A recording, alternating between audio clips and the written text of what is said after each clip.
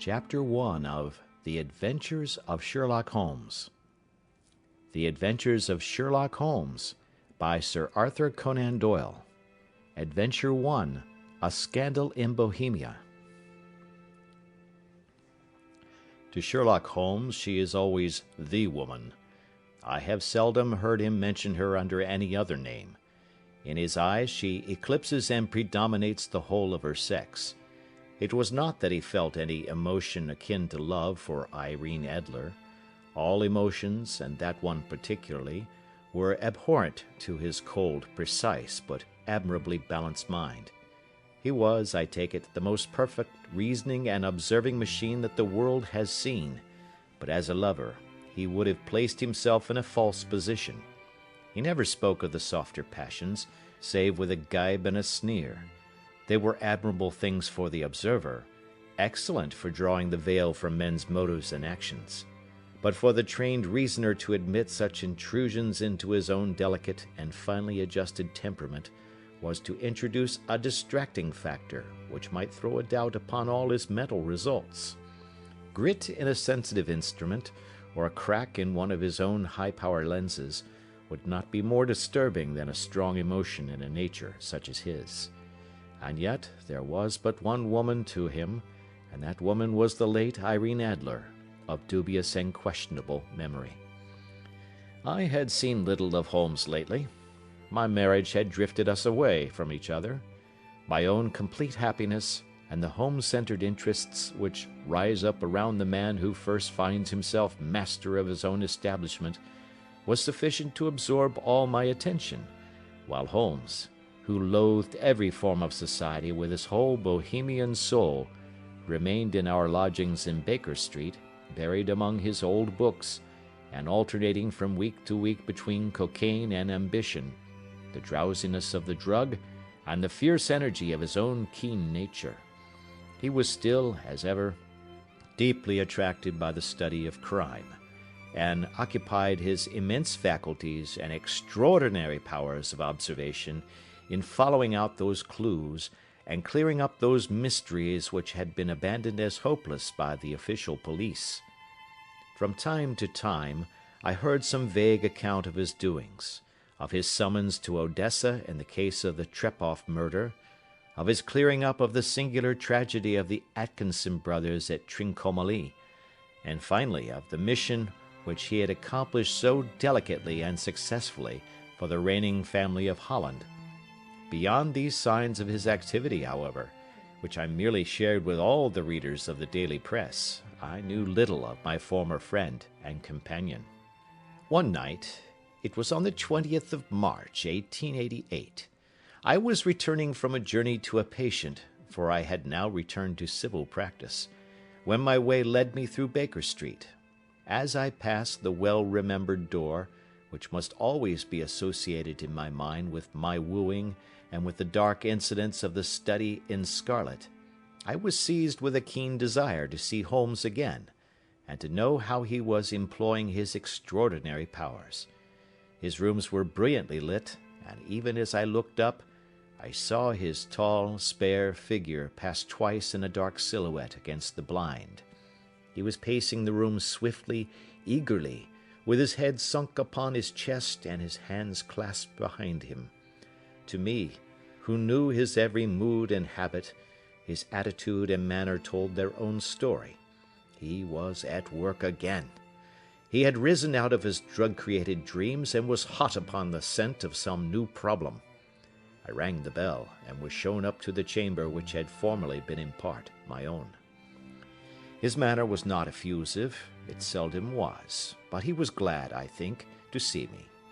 With hardly a word spoken, but with a kindly eye, he waved me to an armchair, threw across his case of cigars, and indicated a spirit case and a gasogene in the corner. Then he stood before the fire and looked me over in his singular introspective fashion. "Wedlock suits you," he remarked. "I think, Watson, that you have put on 7½ pounds since I saw you." "7," I answered. "Indeed, I should have thought a little more. Just a trifle more, I fancy, Watson. And in practice again, I observe. You did not tell me that you intended to go into harness. Then how do you know? I see it, I deduce it. How do I know that you have been getting yourself very wet lately, and that you have a most clumsy and careless servant girl? My dear Holmes, said I, this is too much. You would certainly have been burned had you lived a few centuries ago. It is true that I had a country walk on Thursday and came home in a dreadful mess, but as I have changed my clothes, I can't imagine how you deduce it. As to Mary Jane, she is incorrigible, and my wife has given her notice, but there again, I fail to see how you work it out. He chuckled to himself and rubbed his long, nervous hands together. It is simplicity itself, said he. My eyes tell me that on the inside of your left shoe, just where the firelight strikes it, the leather is scored by 6 almost parallel cuts. Obviously, they have been caused by someone who has very carelessly scraped round the edges of the sole in order to remove crusted mud from it. Hence, you see, my double deduction that you have been out in vile weather, and that you had a particularly malignant boot-slitting specimen of the London slavey. As to your practice, if a gentleman walks into my rooms smelling of iodoform, with a black mark of nitrate of silver upon his right forefinger, and a bulge on the right side of his top hat, to show where he has secreted his stethoscope, I must be dull indeed, if I do not pronounce him to be an active member of the medical profession. I could not help laughing at the ease with which he explained his process of deduction. When I hear you give your reasons, I remarked, the thing always appears to me to be so ridiculously simple that I could easily do it myself, though at each successive instance of your reasoning I am baffled until you explain your process. And yet I believe that my eyes are as good as yours. Quite so, he answered, lighting a cigarette, and throwing himself down into an armchair. You see, but you do not observe. The distinction is clear. For example, you have frequently seen the steps which lead up from the hall to this room. Frequently. How often? Well, some hundreds of times. Then how many are there? How many? I don't know. Quite so. You have not observed, and yet you have seen. That is just my point. Now, I know that there are 17 steps, because I have both seen and observed. By the way, since you are interested in these little problems, and since you are good enough to chronicle one or two of my trifling experiences, you may be interested in this. He threw over a sheet of thick, pink-tinted notepaper which had been lying open upon the table. It came by the last post, said he. Read it aloud. The note was undated, and without either signature or address. There will call upon you tonight at 7:45, it said, a gentleman who desires to consult you upon a matter of the very deepest moment. Your recent services to one of the royal houses of Europe have shown that you are one who may safely be trusted with matters which are of an importance which can hardly be exaggerated. This account of you we have from all quarters received. Be in your chamber then at that hour, and do not take it amiss if your visitor wear a mask. This is indeed a mystery, I remarked. What do you imagine that it means? I have no data yet. It is a capital mistake to theorize before one has data. Insensibly one begins to twist facts to suit theories, instead of theories to suit facts. But the note itself, what do you deduce from it? I carefully examined the writing, and the paper upon which it was written. The man who wrote it was presumably well-to-do, I remarked, endeavoring to imitate my companion's processes. Such paper could not be bought under half a crown a packet. It is peculiarly strong and stiff.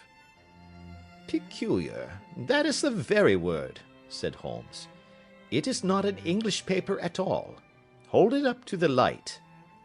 I did so, and saw a large E with a small g, a capital P, and a large capital G with a small t woven into the texture of the paper. "What do you make of that?" asked Holmes. "The name of the maker, no doubt, or his monogram, rather." "Not at all. The G with a small t stands for Gesellschaft, which is German for company. It is a customary contraction like our CO for company. P, of course, stands for Papier. Now for the EG. Let us glance at our Continental Gazetteer." He took down a heavy brown volume from his shelves. "Iglo, Iglonitz, here we are, Egria. It is in a German-speaking country, in Bohemia, not far from Carlsbad. Remarkable as being the scene of the death of Wallenstein, and for its numerous glass factories and paper mills. Ha ha, my boy, what do you make of that?" His eyes sparkled, and he sent up a great blue triumphant cloud from his cigarette. "The paper was made in Bohemia," I said.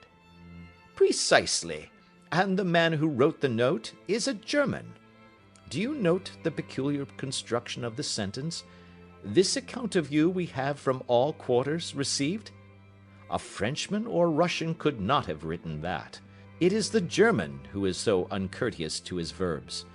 It only remains, therefore, to discover what is wanted by this German who writes upon Bohemian paper and prefers wearing a mask to showing his face.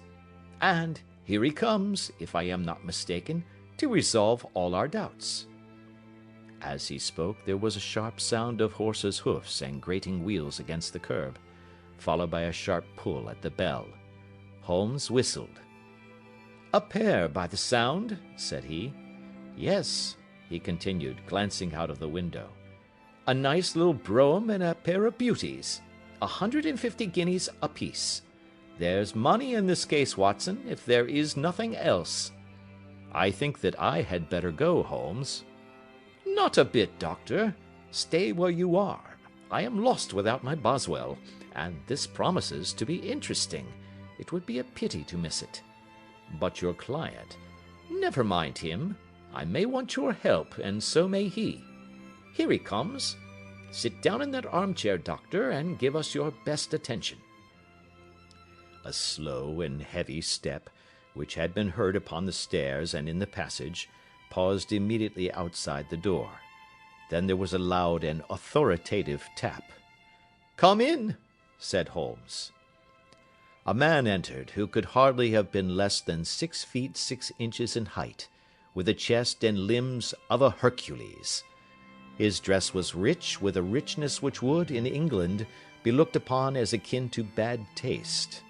Heavy bands of astrakhan were slashed across the sleeves and fronts of his double-breasted coat, while the deep blue cloak which was thrown over his shoulders was lined with flame-colored silk, and secured at the neck with a brooch, which consisted of a single flaming beryl.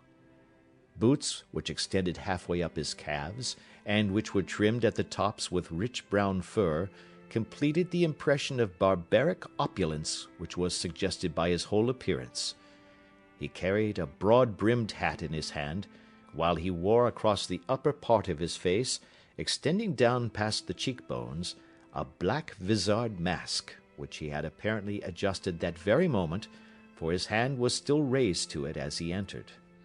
From the lower part of the face he appeared to be a man of strong character, with a thick, hanging lip, and a long, straight chin suggestive of resolution pushed to the length of obstinacy.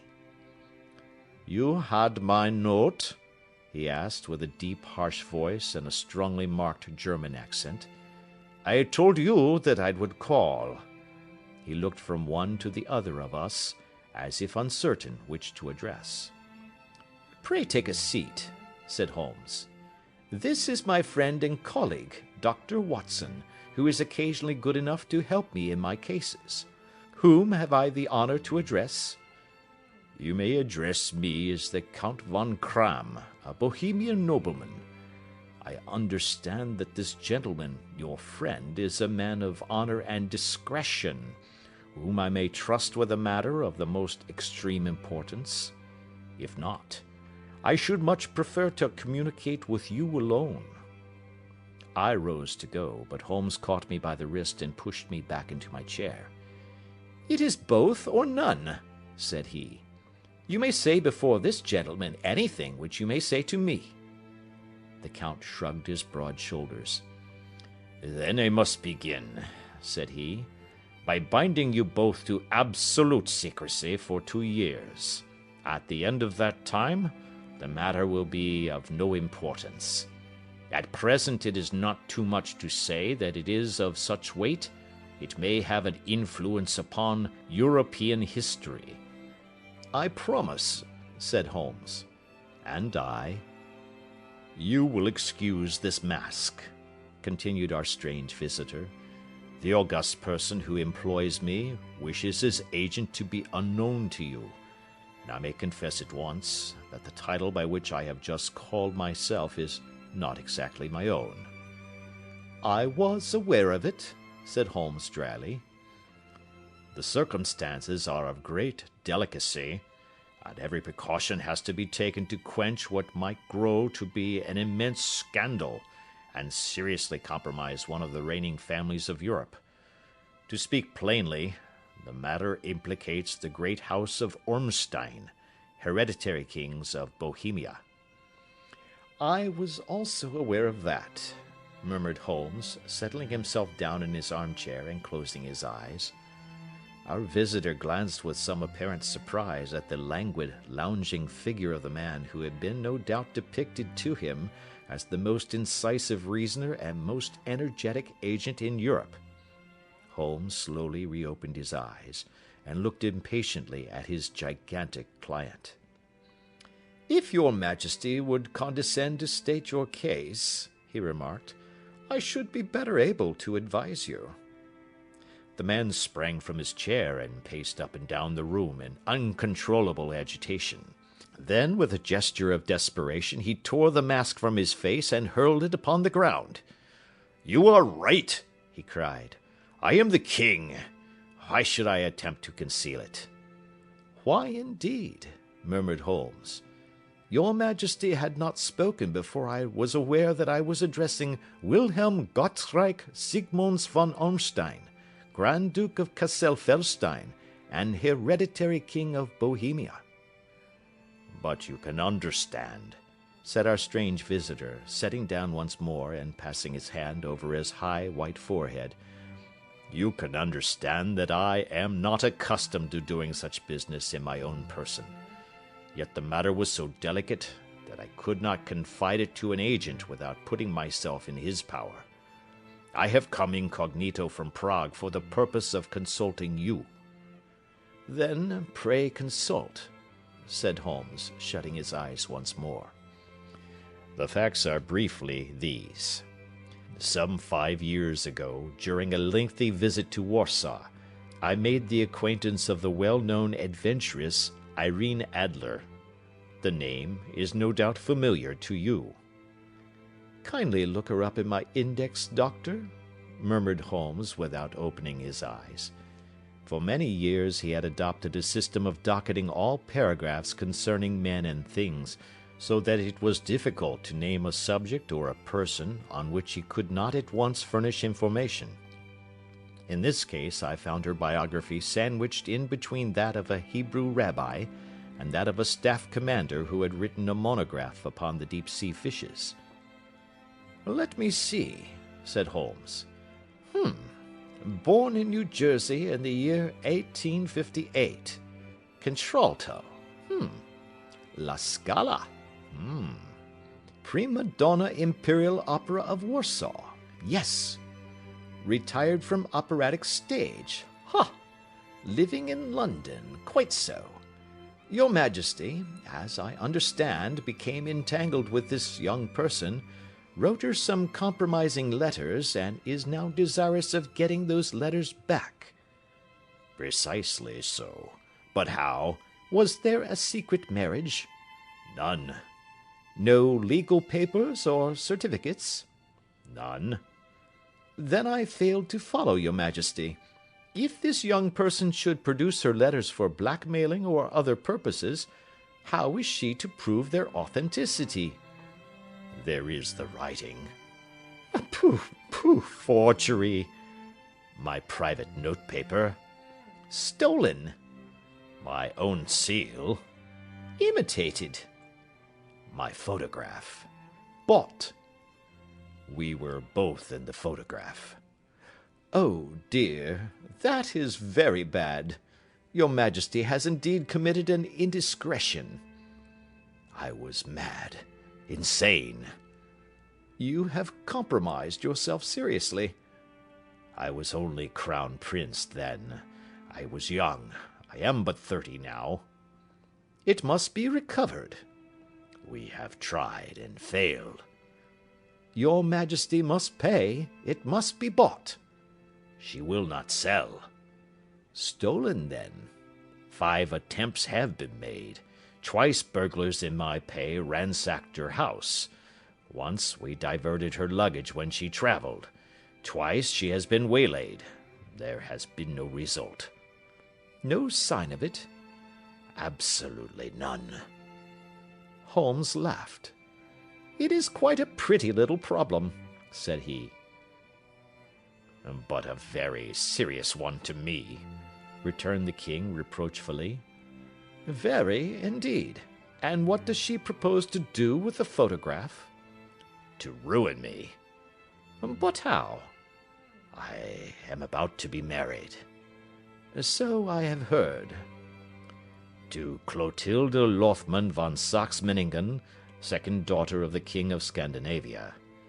You may know the strict principles of her family. She is herself the very soul of delicacy.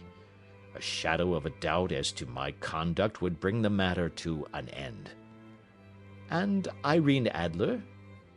Threatens to send them the photograph, and she will do it. I know that she will do it. You do not know her, but she has a soul of steel. She has the face of the most beautiful of women, and the mind of the most resolute of men. Rather than I should marry another woman, there are no lengths to which she would not go. None. You are sure that she has not sent it yet? I am sure. And why? Because she has said that she would send it on the day when the betrothal was publicly proclaimed. That will be next Monday. Oh, then we have 3 days yet, said Holmes with a yawn. That is very fortunate, as I have 1 or 2 matters of importance to look into just at present. Your Majesty will, of course, stay in London for the present? Certainly. You will find me at the Langham under the name of the Count von Kram. Then I shall drop you a line to let you know how we progress. Pray do so. I shall be all anxiety. Then, as to money? You have carte blanche. Absolutely. I tell you that I would give 1 of the provinces of my kingdom to have that photograph. And for present expenses? The king took a heavy chamois leather bag from under his cloak and laid it on the table. There are 300 pounds in gold and 700 in notes, he said. Holmes scribbled a receipt upon a sheet of his notebook and handed it to him. And mademoiselle's address? He asked. Is Bryony Lodge, Serpentine Avenue, St. John's Wood. Holmes took a note of it. 1 other question, said he. Was the photograph a cabinet? It was. Then good night, Your Majesty, and I trust that we shall soon have some good news for you. And good night, Watson, he added, as the wheels of the royal brougham rolled down the street. If you will be good enough to call tomorrow afternoon at 3 o'clock, I should like to chat this little matter over with you. Part 2. At 3 o'clock precisely, I was at Baker Street, but Holmes had not yet returned.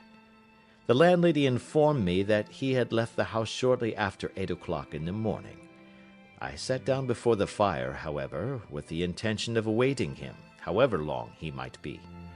I was already deeply interested in his inquiry, for, though it was surrounded by none of the grim and strange features which were associated with the two crimes which I have already recorded, still, the nature of the case and the exalted station of his client gave it a character of its own. Indeed, apart from the nature of the investigation which my friend had on hand, there was something in his masterly grasp of a situation and his keen, incisive reasoning which made it a pleasure to me to study his system of work and to follow the quick, subtle methods by which he disentangled the most inextricable mysteries. So accustomed was I to his invariable success that the very possibility of his failing had ceased to enter into my head. It was close upon 4 before the door opened, and a drunken-looking groom, ill-kempt and side-whiskered, with an inflamed face and disreputable clothes, walked into the room. Accustomed as I was to my friend's amazing powers in the use of disguises, I had to look 3 times before I was certain that it was indeed he. With a nod he vanished into the bedroom, whence he emerged in 5 minutes, tweed-suited and respectable as of old. Putting his hands into his pockets, he stretched out his legs in front of the fire and laughed heartily for some minutes. "Well, really!" he cried, and then he choked and laughed again until he was obliged to lie back, limp and helpless, in the chair. "What is it?" "It's quite too funny. I am sure you could never guess how I employed my morning, or what I ended by doing." "I can't imagine. I suppose that you must have been watching the habits and perhaps the house of Miss Irene Adler?" "Quite so, but the sequel was rather unusual. I will tell you, however. I left the house a little after 8 o'clock this morning in the character of a groom out of work. There is a wonderful sympathy and freemasonry among horsey men. Be one of them, and you will know all that there is to know. I soon found Briony Lodge. It is a bijou villa with a garden at the back, but built out in front right up to the road, 2 stories. Chubb lock to the door. Large sitting room on the right side, well furnished, with long windows almost to the floor, and those preposterous English window fasteners which a child could open. Behind there was nothing remarkable, save that the passage window could be reached from the top of the coach-house. I walked round it, and examined it closely from every point of view, but without noting anything of interest. I then lounged down the street and found, as I expected, that there was a mews in a lane which runs down by one wall of the garden. I lent the ostlers a hand in rubbing down their horses, and received in exchange 2d, a glass of half and half, 2 fills of shag tobacco, and as much information as I could desire about Miss Adler, to say nothing of 6 other people in the neighbourhood, in whom I was not in the least interested, but whose biographies I was compelled to listen to. "And what of Irene Adler?" I asked. "Oh, she has turned all the men's head down in that part. She is the daintiest thing under a bonnet on this planet. So say the Serpentine Mews to a man. She lives quietly, sings at concerts, drives out at 5 every day, and returns at 7 sharp for dinner. Seldom goes out at other times except when she sings.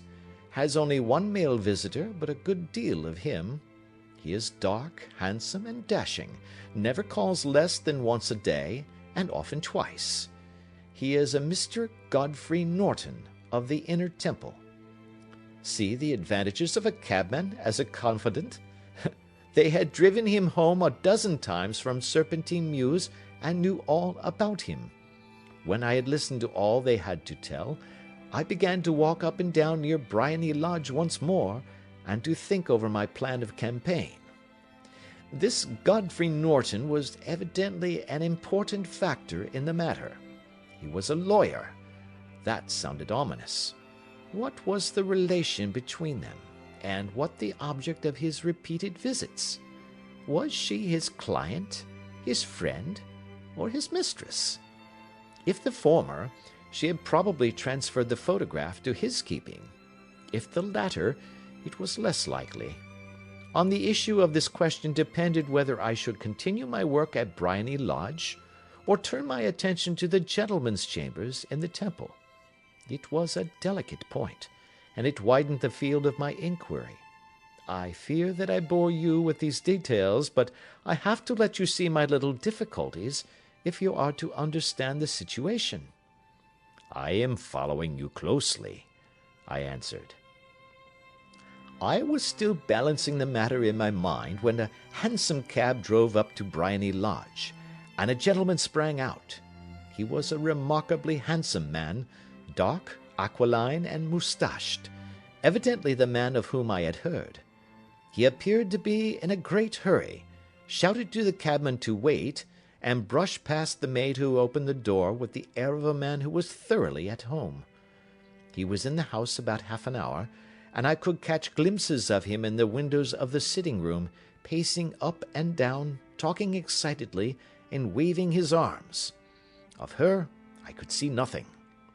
Presently he emerged, looking even more flurried than before. As he stepped up to the cab, he pulled a gold watch from his pocket and looked at it earnestly. "Drive like the devil!" he shouted.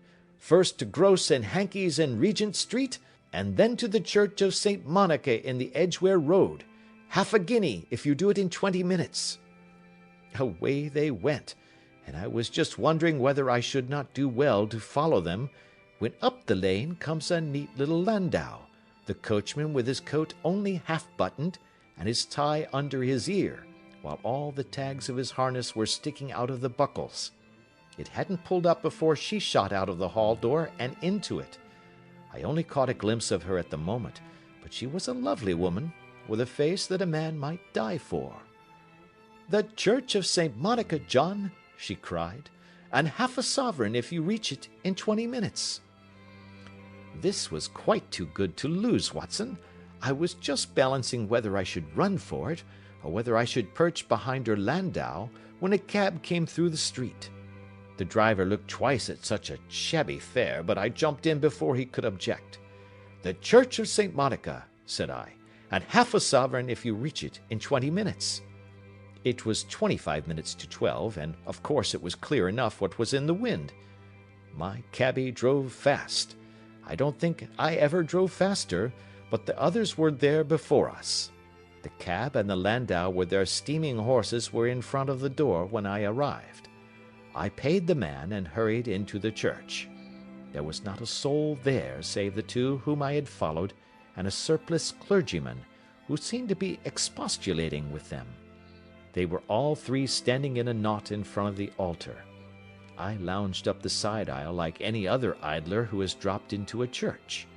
Suddenly, to my surprise, the three at the altar faced round to me, and Godfrey Norton came running as hard as he could towards me.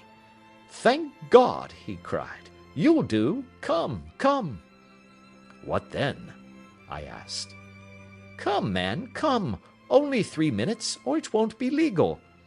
I was half dragged up to the altar, and before I knew where I was, I found myself mumbling responses which were whispered in my ear, and vouching for things of which I knew nothing, and generally assisting in the secure tying up of Irene Adler, spinster, to Godfrey Norton, bachelor. It was all done in an instant, and there was the gentleman thanking me on the one side, and the lady on the other, while the clergyman beamed on me in front. It was the most preposterous position in which I ever found myself in my life, and it was the thought of it that started me laughing just now. It seems that there had been some informality about their license, that the clergyman absolutely refused to marry them without a witness of some sort, and that my lucky appearance saved the bridegroom from having to sally out into the streets in search of a best man. The bride gave me a sovereign, and I mean to wear it on my watch chain in memory of the occasion." "This is a very unexpected turn of affairs," said I. "And what then?" "Well, I found my plans very seriously menaced. It looked as if the pair might take an immediate departure, and so necessitate very prompt and energetic measures on my part. At the church door, however, they separated, he driving back to the Temple, and she to her own house. "I shall drive out in the park at 5 as usual," she said as she left him. I heard no more. They drove away in different directions, and I went off to make my own arrangements. "Which are?" "Some cold beef and a glass of beer," he answered, ringing the bell. "I have been too busy to think of food, and I am likely to be busier still this evening. By the way, Doctor, I shall want your cooperation." "I shall be delighted." "You don't mind breaking the law?" "Not in the least." "Nor running a chance of arrest?" "Not in a good cause." "Oh, the cause is excellent." "Then I am your man." "I was sure that I might rely on you." "But what is it you wish?" "When Mrs. Turner has brought in the tray I will make it clear to you. Now," he said, as he turned hungrily on the simple fare that our landlady had provided, "I must not discuss it while I eat, for I have not much time. It is nearly 5 now. In 2 hours we must be on the scene of action. Miss Irene, or Madame rather, returns from her drive at 7. We must be at Briony Lodge to meet her." "And what then?" "You must leave that to me. I have already arranged what is to occur. There is only one point on which I must insist. You must not interfere, come what may. You understand?" "I am to be neutral?" "To do nothing whatever. There will probably be some small unpleasantness. Do not join in it. It will end in my being conveyed into the house. 4 or 5 minutes afterwards the sitting-room window will open. You are to station yourself close to that open window." "Yes." "You are to watch me, for I will be visible to you." "Yes." "And when I raise my hand, so, you will throw into the room what I give you to throw, and will, at the same time, raise the cry of fire. You quite follow me?" "Entirely." "It is nothing very formidable," he said, taking a long cigar-shaped roll from his pocket. "It is an ordinary plumber's smoke rocket, fitted with a cap at either end to make it self-lighting. Your task is confined to that. When you raise your cry of fire, it will be taken up by quite a number of people. You may then walk to the end of the street, and I will rejoin you in 10 minutes. I hope that I have made myself clear?" "I am to remain neutral, to get near the window, to watch you, and at the signal to throw in this object, then to raise the cry of fire, and to wait you at the corner of the street." "Precisely." "Then you may entirely rely on me." "That is excellent. I think perhaps it is almost time that I prepare for the new role I have to play." He disappeared into his bedroom, and returned in a few minutes in the character of an amiable and simple-minded nonconformist clergyman. His broad black hat, his baggy trousers, his white tie, his sympathetic smile, and general look of peering and benevolent curiosity were such as Mr. John Hare alone could have equalled. It was not merely that Holmes changed his costume. His expression, his manner, his very soul seemed to vary with every fresh part that he assumed. The stage lost a fine actor, even as science lost an acute reasoner when he became a specialist in crime. It was 6:15 when we left Baker Street, and it still wanted 10 minutes to the hour when we found ourselves in Serpentine Avenue. It was already dusk, and the lamps were just being lighted as we paced up and down in front of Briony Lodge, waiting for the coming of its occupant. The house was just such as I had pictured it from Sherlock Holmes's succinct description, but the locality appeared to be less private than I expected. On the contrary, for a small street in a quiet neighborhood, it was remarkably animated. There was a group of shabbily dressed men smoking and laughing in a corner, a scissors grinder with his wheel, 2 guardsmen who were flirting with a nurse girl, and several well-dressed young men who were lounging up and down with cigars in their mouths. "You see," remarked Holmes, as we paced to and fro in front of the house, This marriage rather simplifies matters. The photograph becomes a double-edged weapon now. The chances are that she would be as averse to its being seen by Mr. Godfrey Norton as our client is to its coming to the eyes of his princess. Now the question is, where are we to find the photograph? Where indeed? It is most unlikely that she carries it about with her. It is cabinet size, too large for easy concealment about a woman's dress. She knows that the king is capable of having her waylaid and searched. 2 attempts of the sort have already been made. We may take it, then, that she does not carry it about with her. Where, then? Her banker or her lawyer. There is that double possibility. But I am inclined to think neither. Women are naturally secretive, and they like to do their own secreting. Why should she hand it over to anyone else? She could trust her own guardianship, but she could not tell what indirect or political influence might be brought to bear upon a businessman. Besides, remember that she had resolved to use it within a few days. It must be where she can lay her hands upon it. It must be in her own house. But it has twice been burgled. Pshaw! They did not know how to look. But how will you look? I will not look. What then? I will get her to show me.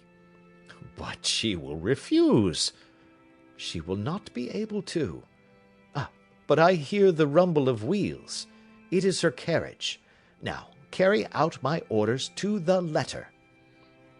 As he spoke, the gleam of the sidelights of a carriage came round the curve of the avenue. It was a smart little landau which rattled up to the door of Briony Lodge. As he pulled up, one of the loafing men at the corner dashed forward to open the door in the hope of earning a copper, but was elbowed away by another loafer, who had rushed up with the same intention.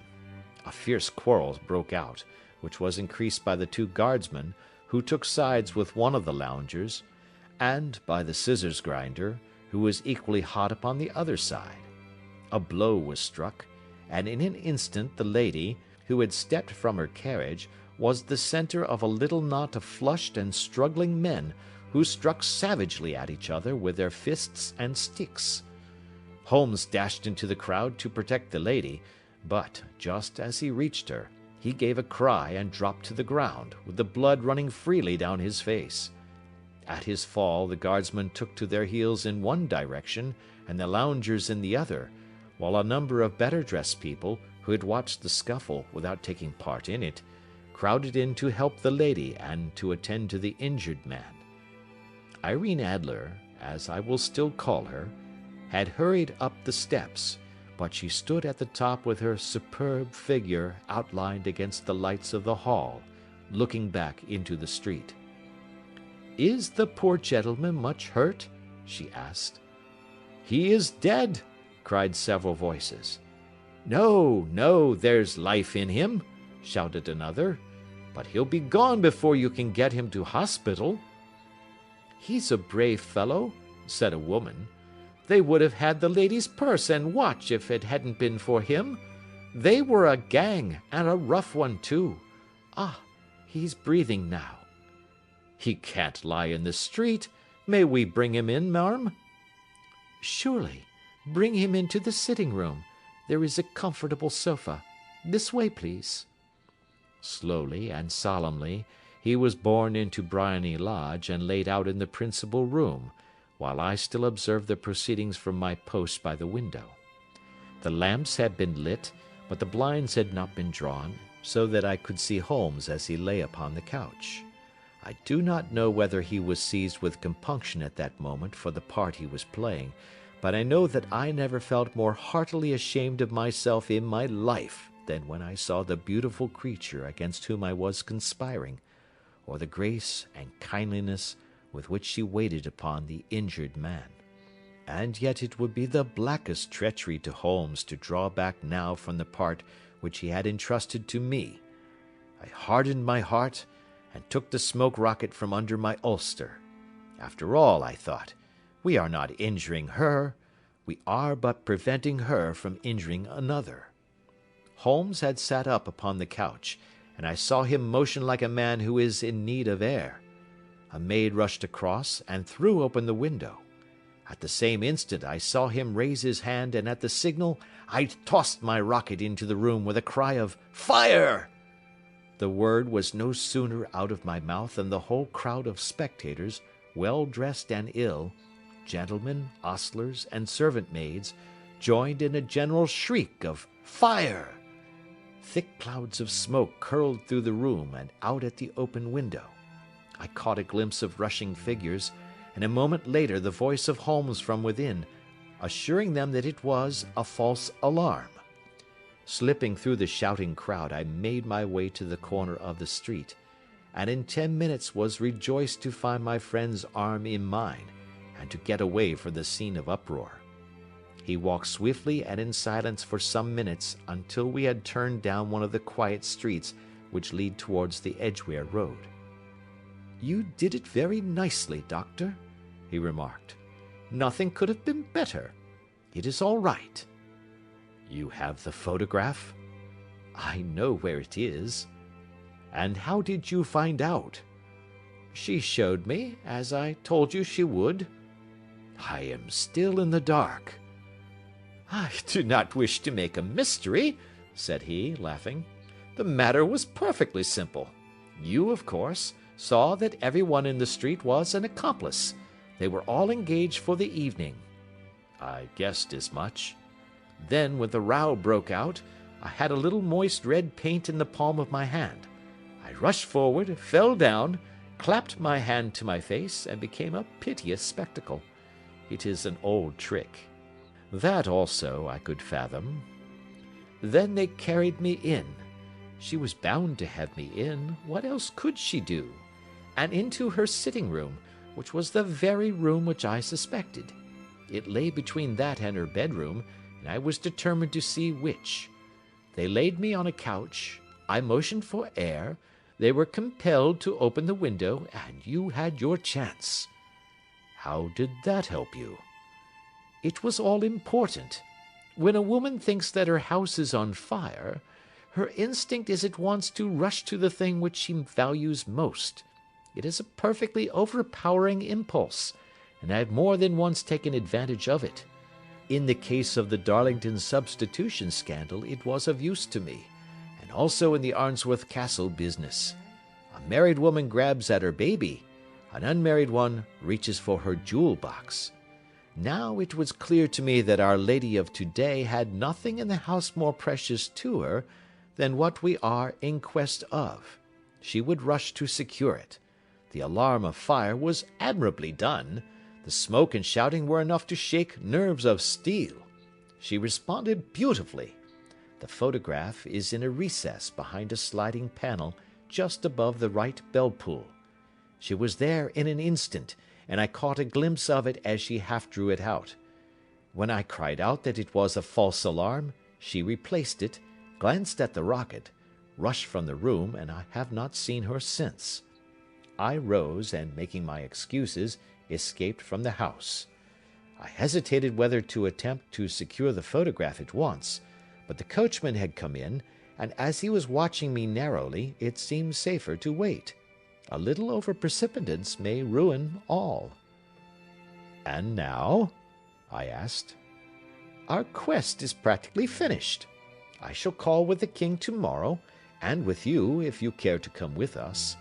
We will be shown into the sitting-room to wait for the lady, but it is probable that when she comes, she may find neither of us nor the photograph.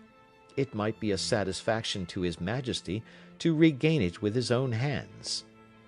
"And when will you call?" "At 8 in the morning. She will not be up, so that we shall have a clear field.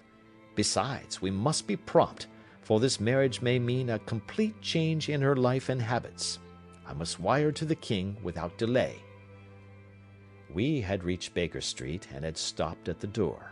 He was searching his pockets for the key when someone passing said, "Good night, Mr. Sherlock Holmes." There were several people on the pavement at the time, but the greeting appeared to come from a slim youth in an ulster who had hurried by. "I've heard that voice before," said Holmes, staring down the dimly lit street. "Now, I wonder who the deuce that could have been." Part 3. I slept at Baker Street that night, and we were engaged upon our toast and coffee in the morning when the King of Bohemia rushed into the room. "You have really got it?" he cried, grasping Sherlock Holmes by either shoulder and looking eagerly into his face. "Not yet." "But you have hopes?" "I have hopes." "Then come, I am all impatience to be gone." "We must have a cab." "No, my brougham is waiting." "Then that will simplify matters." We descended and started off once more for Briony Lodge. "Irene Adler is married," remarked Holmes. "Married? When?"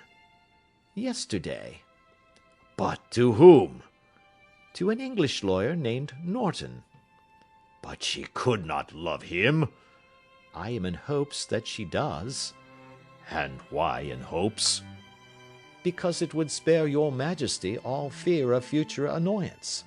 If the lady loves her husband, she does not love your Majesty. If she does not love your Majesty, there is no reason why she should interfere with your Majesty's plan." "It is true, and yet, well, I wish she had been of my own station. What a queen she would have made!" He relapsed into a moody silence, which was not broken until we drew up in Serpentine Avenue. The door of Briony Lodge was open, and an elderly woman stood upon the steps.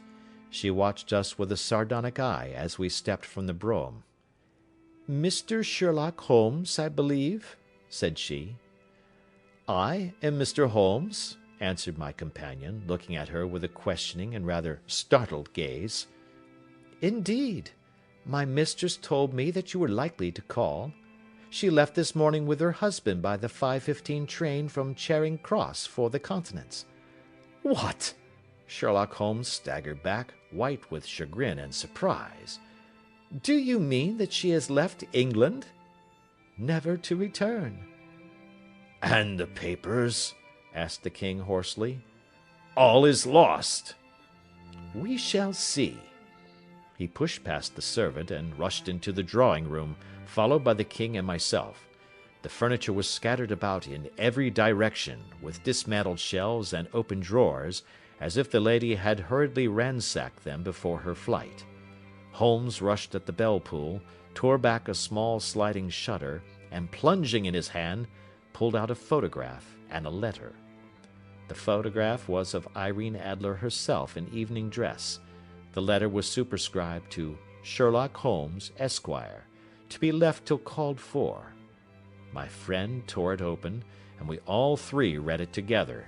It was dated at midnight of the preceding night, and ran in this way: "My dear Mr. Sherlock Holmes, you really did it very well. You took me in completely. Until after the alarm of fire I had not a suspicion, but then when I found how I had betrayed myself, I began to think. I had been warned against you months ago. I had been told that, if the king employed an agent, it would certainly be you. And your address had been given me. Yet, with all this, you made me reveal what you wanted to know. Even after I became suspicious, I found it hard to think evil of such a dear, kind old clergyman. But, you know, I have been trained as an actress myself. Male costume is nothing new to me. I often take advantage of the freedom which it gives. I sent John, the coachman, to watch you, ran upstairs, got into my walking clothes, as I call them, and came down just as you departed. Well, I followed you to your door, and so made sure that I was really an object of interest to the celebrated Mr. Sherlock Holmes. Then I, rather imprudently, wished you good night, and started for the Temple to see my husband. We both thought the best resource was flight, when pursued by so formidable an antagonist. So you will find the nest empty when you call tomorrow. As to the photograph, your client may rest in peace. I love and am loved by a better man than he. The king may do what he will without hindrance from one whom he has cruelly wronged. I keep it only to safeguard myself, and to preserve a weapon which will always secure me from any steps which he might take in the future.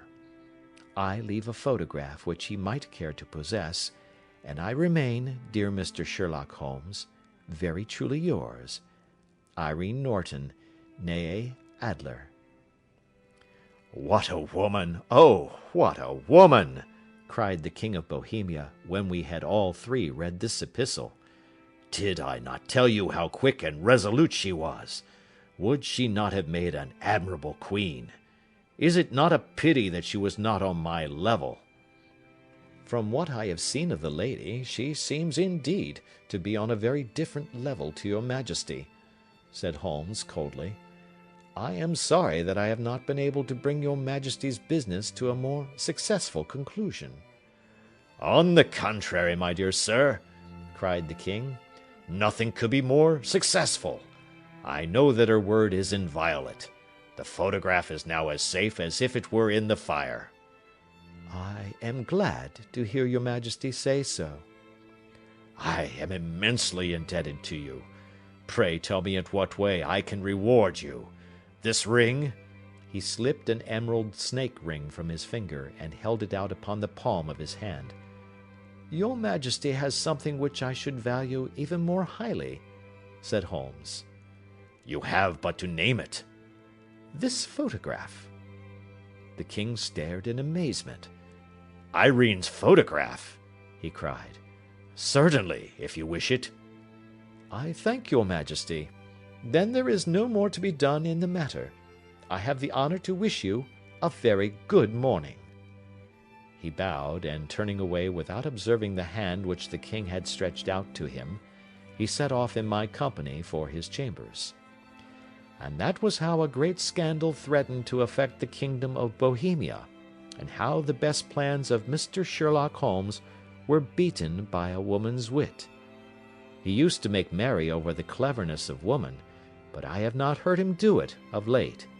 And when he speaks of Irene Adler, or when he refers to her photograph, it is always under the honorable title of the woman. End of chapter 1.